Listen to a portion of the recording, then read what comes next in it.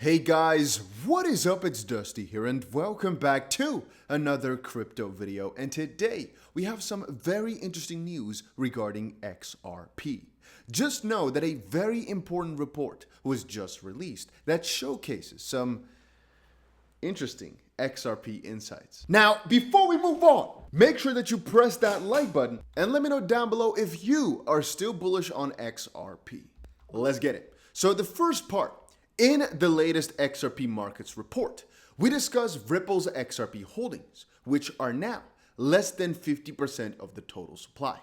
The state of global crypto regulation, macroeconomic moves, and on-demand liquidity continued domination. So for all of you that do not straight away understand fully what this means that Ripple has gotten rid of a ton of XRP. And you can see this two ways. One, as being a very bullish endeavor. The distribution is becoming more decentralized. Ripple owns less of it, so that is just straight off the bat pretty good. The negative side is Ripple is getting rid of more XRP. They are selling more XRP, and well, that means they're holding less, so partially they're worth less, not worthless. That's two separate words, not one word. You understand? But more importantly, if XRP does end up succeeding, they'll make less money, which kind of means that they don't really believe in XRP, you'd think. But I mostly stand for basically part one, which is this is a very good thing for XRP. Over time, Ripple planned to get less and less control over the XRP ledger in terms of validators, nodes, but also in terms of centrality in the distribution. But this was just something that was chosen 10 years ago or so, and they're basically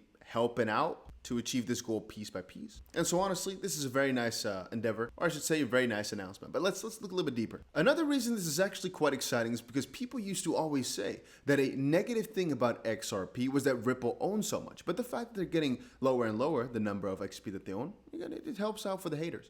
Brad Garlinghouse, the CEO at Ripple, said below 50%, a huge milestone. For 10 years, Ripple has focused on using XRP and the XRP ledger within our products for its speed, security, and scalability for movement of value. As more customers use XRP in their payment flows, it's clear there is real utility here. So, to go on with the report, a couple notable takeaways are ODL, which is one of Ripple's products, part of RippleNet that utilizes XRP. It's called on-demand liquidity. Went live in Brazil, a key market in Latin America. It's obviously huge. And the total XRP sales by Ripple, net of purchases, were $310 million versus $408 million in the previous quarter. So again, we have to put into perspective the centrality.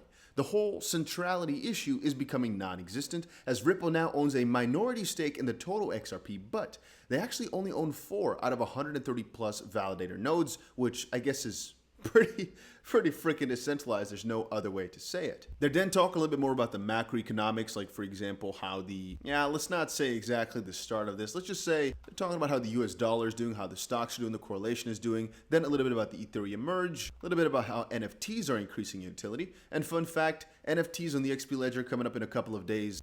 The big change is happening October 31st, so 3 days from now. And then they go to talk about regulation. Obviously, in Europe, a couple of things have happened. In the UK, things have started to move recently. But obviously, in the US is where Ripple has the most interesting problem right now, which is a whole different subject in their latest quarterly piece. There's, of course, a conclusion coming up rather shortly, probably, I'm still thinking, before the end of next quarter, so before the end of Q4. We're going to have the majority of things rounded up. Of course, the conclusion can still take a couple of months, but there's so many pieces that Ripple has shared regarding all this strange policy by the SEC. For example, Stuart here shared, the SEC's Office of Inspector General's report is worth a read. Besides the embarrassingly bad performance review, the OIG concludes there's uncertainty whether the SEC has jurisdiction over crypto, and this is the SEC's own cop on the beat talking. Now, Stuart Alderoty on the SEC's OIG report concluding that there is uncertainty whether the SEC even has jurisdiction over crypto, and it goes on a little bit further with some opinion pieces by Fred, for example, saying, oh my days, the comments under the Wall Street Journal article are worth a read of themselves, like this gem. And it says, anecdotally, just happened to play golf a few months ago with a financial service lobbyist who has the misfortune to interact with Mr. Gensler and his office regularly. Again, this is just said, we don't know if this is true. He said the problem with Gensler is he is literally the smartest guy in the room. Apparently, he was a child prodigy, has terrible people skills, thinks too fast, and is impatient. Sounds like a real bureaucrat. Honestly, I think we can all conclude as well that Gary Gensler is a pretty smart guy. He probably knows his stuff very well, which is what's getting him into trouble. The fact that he thinks he can outsmart the entire system and grab the power through the loopholes that he has found, I think are the problem. Because this man is no imbecile, right? He knows exactly what he's doing. He probably knows as well that it's a little bit of a far stretch, but I think the reason that they're trying is because they don't really have much to lose. Let's say they sue another dozen companies and they lose literally every single one of these lawsuits. Well, as long as they win another 90 in the process, well, there'll be a loss rate of 10%. That's completely fine. Even though these losses were completely bogus, they could have tried, right? And with the way in which the SEC has been going after crypto, they're most likely going for that game of just try and sue a ton of these companies. A lot of these guys won't properly defend themselves, or we'll find some loophole somewhere and maybe win. Or because we've won in one case, we'll win the other as well and just get one fell swoop, which is a dirty tactic, but I guess is the way they're trying to do it. But that's kind of what we've been seeing, right? We could also go again as to how Coinbase is not doing things fairly for XRP and Ripple. You know, them saying like, oh, we should collaborate as one, but then not relist XRP. And again, digital asset investor himself shared, I'm all for it. Why don't you show a little good faith, Brian, and relist XRP? How many of those ETH-based tokens that were subject in the SEC's Coinbase insider trading lawsuit have you delisted? Talk is cheap because, again, it doesn't really make a lot of sense. It doesn't. And there's another one here. Digital Asset Investor shared, I predict a settlement in the SEC versus Ripple case. If that's going to happen, it happens within 90 days of when they were forced to turn over the documents. According to John Deaton, after watching this clip, I'm convinced we get a settlement and never see the Hinman documents. I'll most likely cover this in a separate video later today, as it's about a 4-minute clip, and I don't want to fill the entire video with this. But you got to think about it. Just realize this for a second. It would most likely be very profitable for the SEC to settle right now with Ripple while nobody has seen all these back-ended SEC internal communications, because this way the judge can't actually use it for further lawsuits, basically. So if the SEC, like we kind of covered earlier, wants to keep going on a massive suing spree and trying to win as many as possible, right?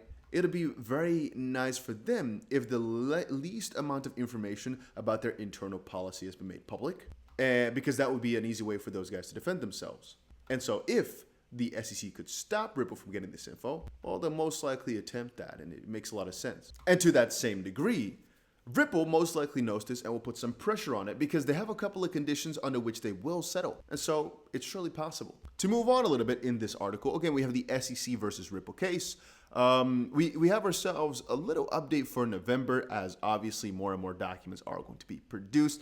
And with documents being produced, in this case, I actually mean the final reply in the Ripple versus SEC lawsuit regarding summary judgment motions will be made. And then December, we have some sealing issues to be back and forth about. But things are honestly looking pretty good. We have the XLS20 update coming up next week, as we said. We have Balmain actually creating that NFT project built on the XP Ledger. Apparently, I didn't even know that. Or I might have actually known, but I've forgotten. Of course, we also have Ripple's $250 million creator fund. We have the ODL going live in Brazil, some nice APEC growth, and I guess a lot of other pieces from ODL just growing. You can read a little bit into the sales if you want to. For example, how much of XRP that they purchased in this amount. You can see over on the top how much they've sold, and then over on the bottom how much they've bought. And this ends up being the total amount that basically went out.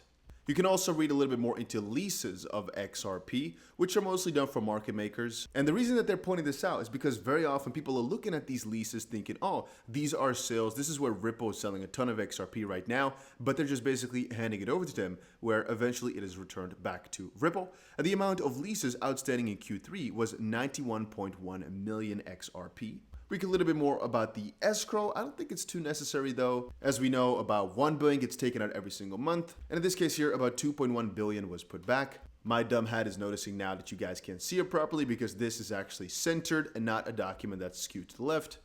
Sorry for that, my guys. A little bit more info about the amount of people holding XRP, or basically how many wallets are out there, which has increased to 4.35 million wallets. Pretty crazy. A little bit about carbon credits on the XRP Ledger, which again is not my forte. And now that we were talking about forte, hey, there's a couple of endeavors that Ripple is investing in, which is supposedly increasing utility for the XRP Ledger. But yeah, that was it for right now. Again, guys, if you're enjoying these daily crypto videos, make sure you press that like button. Just a little update on whatever's happening to Ripple and XRP. Very important report, mostly because we're hearing what these sales are about. These leases was a nice little update. Then again, I think the most critical part has to do with informing people about the fact that they're now owning less than 50%. People are generally speaking quite excited about that. And of course, updating people about the lawsuit and explaining that, well, we're getting towards the end. Again, I personally still speculate about the settlement every single day with different theories. At the end of the day, we cannot know, but it looks as if it's almost over, and I guess that also does something, you know? It makes me kind of excited. I don't know. But that was it for today's video. Hopefully you guys all enjoyed it. Make sure you press the like button and subscribe. Adios, amigo.